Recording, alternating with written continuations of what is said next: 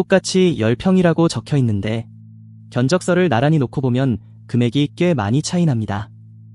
그런데 둘 다 사기가 아닙니다. 차이는 눈에 잘 안 보이는 곳에 숨어 있습니다.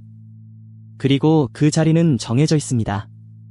견적서에서 6줄만 보시면 왜 갈렸는지 대부분 설명이 됩니다.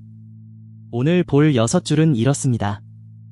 단열, 창호, 구조, 어디까지 포함인지, 설치까지 끝낸 가격인지, 그리고 하자가 발생했을 때 하자 처리 방식입니다. 첫째 줄, 단열입니다. 금액이 가장 크게 갈리는 자리인데 완성된 집만 보면 절대 알 수 없는 부분이기도 합니다. 겉에서 보면 두 집이 똑같습니다. 벽 두께도 손으로 만져서는 잘 모릅니다. 그런데 겨울이 되면 바로 드러납니다. 견적서에는 단열재의 종류와 두께가 적혀 있어야 합니다. 그냥 단열 시공이라고만 적혀 있다면 무엇을 얼마나 넣는지 물어보셔야 합니다. 이 한 줄이 왜 중요하냐면 여기서 아낀 돈은 나중에 난방비로 매달 돌아오기 때문입니다. 한번 지으면 바꾸기도 어렵습니다. 둘째 줄, 창호입니다. 창은 벽보다 면적당 단가가 훨씬 높습니다. 그래서 창을 키운 집일수록 견적이 올라갑니다. 여기서 보실 건 두 가지입니다. 유리가 몇 중 유리인지, 그리고 창틀이 무슨 소재인지입니다. 창이 크면 경치는 좋습니다. 대신 그만큼 열이 드나드는 통로도 커집니다. 그래서 큰 창을 넣은 집은 창 자체도 좋은 걸 써야 사계절 쓸 수 있습니다. 견적서에 창 크기만 적혀 있고 사양이 없다면 이것도 물어보셔야 할 항목입니다. 셋째 줄, 구조입니다. 나무로 짓는지, 철골로 짓는지, 아니면 컨테이너를 고쳐 쓰는지에 따라 금액도 성격도 달라집니다. 그런데 구조는 금액만의 문제가 아닙니다. 무게가 달라지기 때문입니다.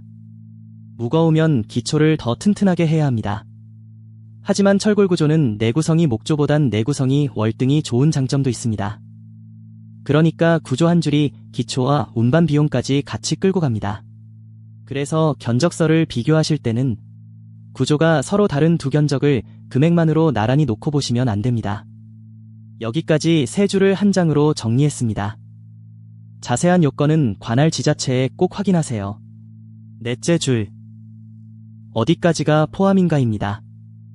여기서부터는 눈에 보이는 항목인데도 많이 놓칩니다. 싱크대와 화장실 기구, 바닥재, 그리고 붙박이장 같은 것들이 별도로 잡혀 있는 경우가 많습니다. 별도라고 해서 그 업체가 잘못한 건 아닙니다. 다만 우리가 그걸 모르고 총액을 계산하면 나중에 예산이 흔들립니다. 그래서 견적서를 받으시면 이 집에 들어가서 바로 잘 수 있는 상태까지의 금액인지 한번 물어보시는 게 좋습니다. 다섯째 줄, 설치까지 끝낸 가격인지입니다. 견적서 금액 차이가 크게 벌어지는 이유의 상당 부분이 사실 여기 있습니다. 공장에서 나오는 가격만 적힌 견적이 있고 우리 땅에 설치 후 마무리한 가격까지 적힌 견적이 있습니다. 이 둘은 처음부터 성격이 다른 숫자입니다. 운반비, 크레인 사용료, 상하차, 그리고 설치공사 뒤에 하는 마무리 작업까지 이게 다 어느 쪽 숫자에 들어있는지 확인하셔야 합니다. 제작부터 설치까지 한 곳에서 맞는 경우에는 이 항목들이 처음부터 한 장에 들어있습니다. 나중에 더 붙을 게 없다는 뜻입니다. 여섯째 줄, 하자가 발생했을 때 어떤 방식으로 처리하는가입니다. 이건 계약할 때는 잘 안 보이다가 살면서 제일 크게 느껴지는 항목입니다. 만든 곳과 시공한 곳이 다르면 문제가 생겼을 때 어디에 전화해야 할지부터 헷갈립니다. 서로 자기 쪽 일이 아니라고 하면 시간만 갑니다. 그래서 계약 전에 물어보셔야 합니다. 하자 보수 기간이 얼마인지, 그리고 하자는 어떤 방식으로 처리가 되는지, 이 두 가지는 견적서에 적어 달라고 하셔도 됩니다. 6줄을 한 장으로 모았습니다. 견적서를 받으시면 이대로 확인해 보시면 됩니다. 자세한 요건은 관할 지자체에 꼭 확인하세요. 마지막으로 하나만 더 말씀드리겠습니다. 견적서를 비교하실 때 가장 싼 것과 가장 비싼 것을 먼저 빼보시는 걸 권합니다. 너무 싼 견적은 방금 본 6줄 중 어딘가가 빠져 있을 가능성이 큽니다. 빠진 게 아니라면 나중에 추가로 청구될 항목일 수 있습니다. 반대로 비싼 견적도 그냥 비싼 게 아닐 수 있습니다. 6줄이 다 채워져 있으면 그건 나중에 안 나갈 돈을 미리 적어 놓은 것입니다. 정리하겠습니다. 견적서는 총액부터 보시면 안 됩니다. 6줄을 먼저 맞춰놓고 그 다음에 총액을 비교하셔야 제대로 된 비교가 됩니다. 그리고 이 6가지를 물어보는 것만으로도 업체가 어떻게 일하는 곳인지 대충 보입니다.